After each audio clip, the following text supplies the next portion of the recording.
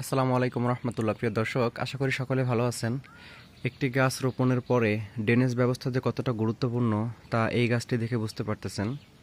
দেখেন, গাছটার পাতা সম্পূর্ণরূপে হলুদ হয়ে গিয়েছে। গাছটা কিন্তু ছোট না, 1 বছর প্লাস এই গাছটার বয়স, উচ্চতা 6 ফিট প্লাস।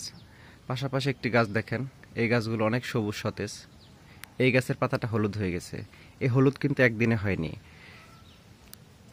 প্রথমত শিকড়জনিত সমস্যার কারণে গাছ এমন পাতা হলুদ হয়ে যায়, তারপর ধীরে ধীরে মারা যাবে।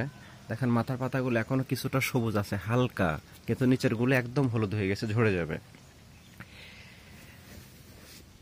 আপনার বাগানে যদি কয়েকটি গাছ থাকে তাহলে খেয়াল করবেন যে কোনো কোনো টবে যেগুলোতে ড্রেনেজ ব্যবস্থা খারাপ, পানি নিষ্কাশন ব্যবস্থা খারাপ, সেগুলোতে অপেক্ষাকৃত অন্য গাছের তুলনায় পানি কম শুকায়। এই গাছটা একদম টবের মাটি একদম ভেজা, মনে হচ্ছে চিপ দিলে পানি বের হবে, অথচ এইগুলোর মাটি শুকিয়ে গেছে।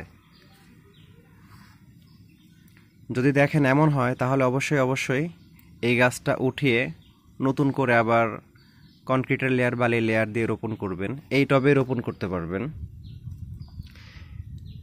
কারো গাছ যদি এমন হয়ে যায় তাহলে গাছটা উঠিয়ে ফেলবেন, হার্ড প্রুনিং করে দেবেন। আমাকে এখান থেকে আরও ডালপালা ছাঁটাই করতে হবে, তারপর গাছটা উঠাবো।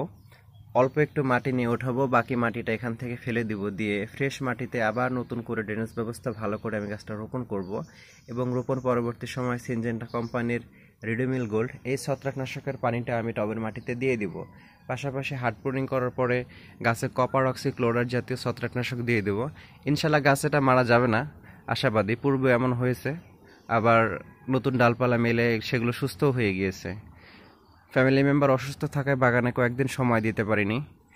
আর এই উপসর্গগুলো হচ্ছে যখন শুরুর দিকে বোঝা যায় না, পাতা হলুদ তো একদিনে হয় না, কিন্তু একটা বিষয় খেয়াল রাখলে সহজে বোঝা যায় যে পাশাপাশি কয়েকটা গাছ পানি দিলে সবগুলোতে মোটামুটি শুকায়, কিছু কিছু গাছে অথবা দুই একটা গাছে পানি দিলে কম শুকায়। সেই গাছগুলোতে অবশ্যই পানি কম দিতে হবে এবং লক্ষ্য রাখতে হবে যে পরবর্তী সময় এই গাছগুলোতেই মূলত সমস্যা হয়ে যায়। তো যেই গাছগুলোতে পানি কম শুকায় ওইটার ড্রেনেজ সিস্টেমটা আরও ভালো করতে হবে, প্রয়োজনে টপ চেঞ্জ করতে হবে। আর গাছের শিকড়ের একটা ব্যাপার আছে, সব গাছের শিকড় সমান হয় না, তো সমানভাবে পানিও শোষণ করতে পারে না। যেই গাছের শিকড় কম দুর্বল সেই গাছটাতে অবশ্যই রাসায়নিক সার কম দিতে হবে। পাশাপাশি পানি দেওয়ার সময় সমানভাবে পানি দেওয়া যাবে না অন্য গাছের মতো, এই গাছটাতে পানিও কম দিতে হবে। আর কারো গাছ যদি এমন হয়ে যায় যে করণীয় বললাম, এখান থেকে অল্প মাটি উঠিয়ে এর মধ্যে হচ্ছে প্লাস্টিকের যদি টব হয় তাহলে কনক্রিটের লেয়ার, বালির লেয়ার আবার নতুনভাবে দিয়ে প্রয়োজনে ছিদ্র বাড়িয়ে আবার নতুন মাটি মিশ্রিত করে, সেখানে কোনো প্রকার রাসায়নিক সার থাকবে না, ফ্রেশ মাটিতে প্রয়োজনে গাছটা রোপণ করব। পরবর্তীতে সিনজেন্টা কোম্পানির রিডোমিল গোল্ড প্রতি লিটার পানিতে 2 থেকে 3 গ্রাম হারে মিশিয়ে সেই টবের মাটিতে দিয়ে দেব। পাশাপাশি গাছটাকে হার্ড প্রুনিং করতে হবে। এই যে ডালপালা এত পাতা থাকলে গাছ বাঁচানো সম্ভব হবে না, হার্ড প্রুনিং করে পাতা কমিয়ে ফেলতে হবে। আর প্রুনিং পরবর্তী সময় কপার অক্সিক্লোরাইড জাতীয় ছত্রাকনাশক এই ডালপালায় ভিজিয়ে ভালোভাবে স্প্রে করে দিতে হবে। দেওয়ার পরে গাছটা কড়া রোদে রাখা যাবে না, গাছটা এমন একটা জায়গায় রাখতে হবে যেখানে সরাসরি সূর্যের তাপ পড়ে না, কিন্তু পর্যাপ্ত আলো বাতাস চলাচলের ব্যবস্থা আছে। ধন্যবাদ।